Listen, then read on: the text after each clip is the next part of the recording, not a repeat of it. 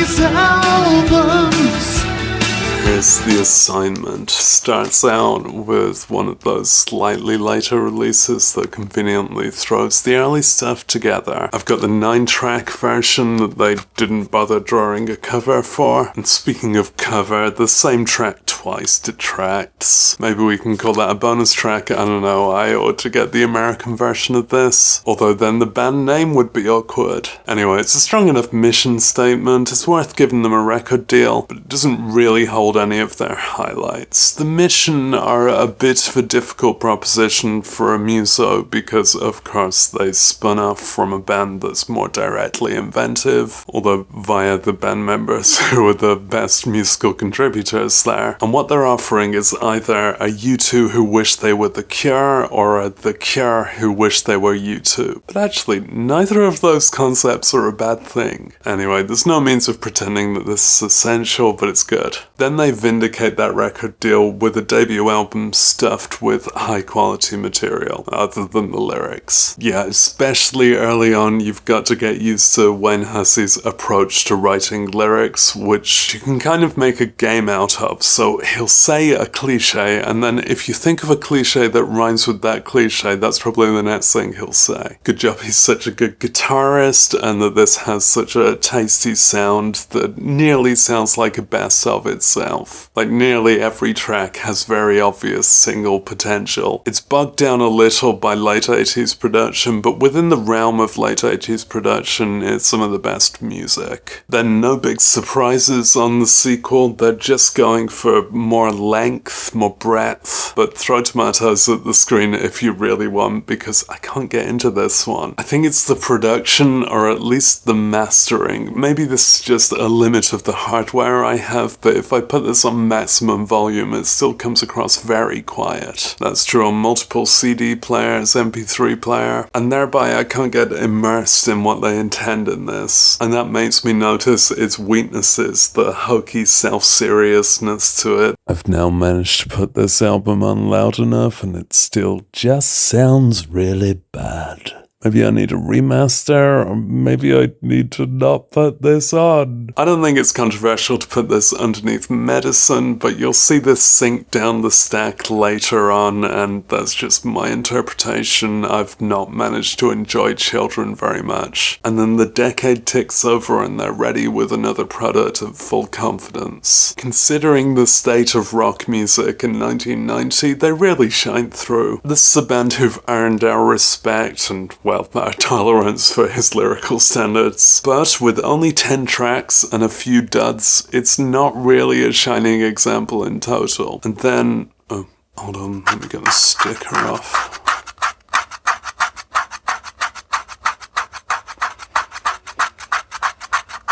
Actually, never mind. There's a habit in this career of releasing a companion album after an album that spills out all of the other recorded studio tracks. I've already advocated for this kind of release in this series, so I've got to go along with this in ranking the albums. Though this is an example of one of those stories where they got the fans to advise on the track list for this one, and that means they had all the spares that they did want to release anyway, and, you know, they didn't really want to listen to the fans.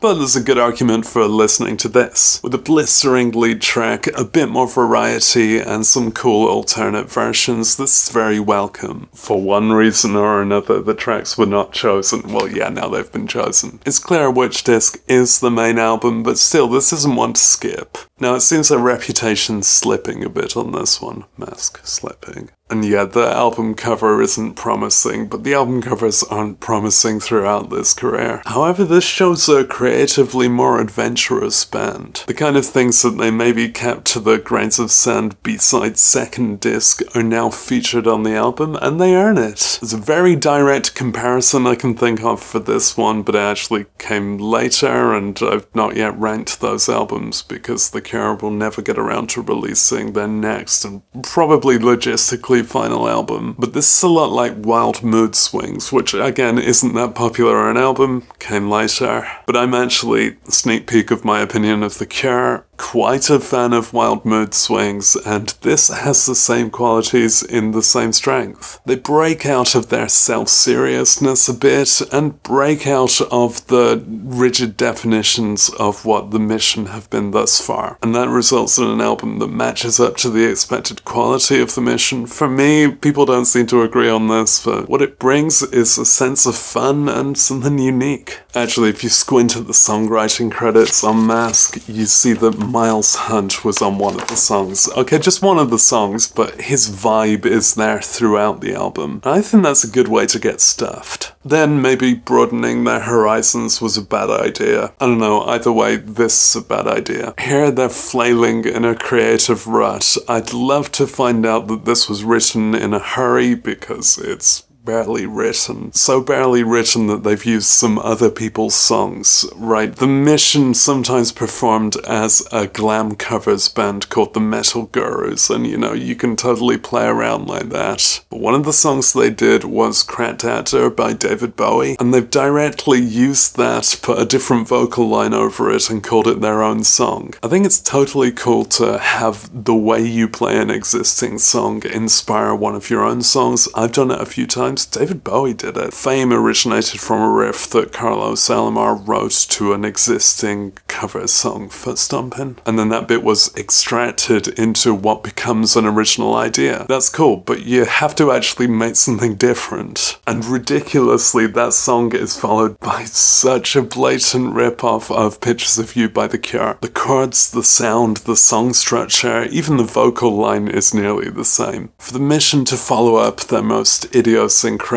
and creative work with this, maybe they should have just taken a break, and we don't need to hear more of his fucking sex songs. Although you could say that they've balanced out one of their plagiarism credits there by writing Weak before Skunk Nancy got around to it. Either way, there isn't really anything worth saving on this album. Then through the slits in your fingers, you notice there's another one on the way down for the Mission, if it even is the same band. Whichever way you look at it, Wayne is the only constant member throughout the career, and I do think he by himself can offer things that are good enough for the Mission, but it's not happened here. My audience might be interested in what they're ripping off now, because on some songs they've gone directly for the guitar tone and technique of Suede. In total, this one's kind of all over the place without really achieving much, but it's not offensive. It can go down as their mediocre album, their worst one without absolutely being laughable. It just doesn't have anything worth keeping to offer. Then very wisely, the band, if it was still a band, took a break. If you look throughout the career, there's been multiple points at which the Mission thought that they were gone forever, and then they weren't gone forever. But the definition of who the band is so hazy that it's not worth me studying. Especially on this release, which isn't very well described online, and maybe it's a surprise that I'm highlighting it, because this is Wayne basically by himself going through his most beloved and popular tracks and re-recording them in a way that sounds quite late 90s. That can sound like a bit of a redundant project. There's not as much creative variety as to call it like a Sparks plagiarism. I shouldn't use the word plagiarism. Maybe it's beginner's bias from me. When I first committed to have a proper look at the Mission, a friend lent me multiple of their albums, not the entire career, so I wasn't really motivated to go through it in order because I'd be missing some. So I started with the one that appeared to be some kind of best of compilation. That would be a logical thing to do if that's what it were. But I was quite thoroughly impressed. This really works as a suite. The songs are well sequenced. Wayne's voice is in very good form at this point. He's got all the guitar skills he needs by himself. And really it lifts a few of the songs out of the murkier production they started off with. So I think most assessors assessments of the mission may have jumped past this one. I know in ranking the albums I shouldn't be including compilations, except if they're compilations of new material, which as far as these recordings go, this is valid to include as sparks as plagiarism, and by its nature it's a very satisfying compilation. This album has been issued with the unfortunate title The Best of the Mission, and I can see how that would be offensive because it's not the original tracks, it's these late 90s re-recordings done on sequencer software with looping drums. But that version adds a 19th track, a David Bowie cover that is very good, so that may have made this even better. For every source I've seen that doesn't mention this project, I'm paying special mention to this project, and it's gonna go where the music puts it. Then we've got the band actually reforming and reasserting what they're here for. This is determined to match up to the quality of their best releases, for better and for worse. Worse like the track Dragonfly, which is a clear rip-off of their other Insect arpeggio power ballad, and then, yeah, another song about shining like the moon, and more things that sound exactly like The Cure, but this time it's not an actual rip-off, so we're just getting extra Cure songs. Though it's true enough across the career, it's particularly highlighted on this one that Wayne has a girlfriend that he wants to brag about fucking. I know, I'm not oriented towards sex, and maybe that's just me, and maybe I come across as prudy, but I'm pretty sure the way he expresses this stuff is just kind of squick. It won't put him off that to learn that. Nothing will put him off it. But we're back to a high standard and with some really impressive and occasionally surprising points on this. Welcome back.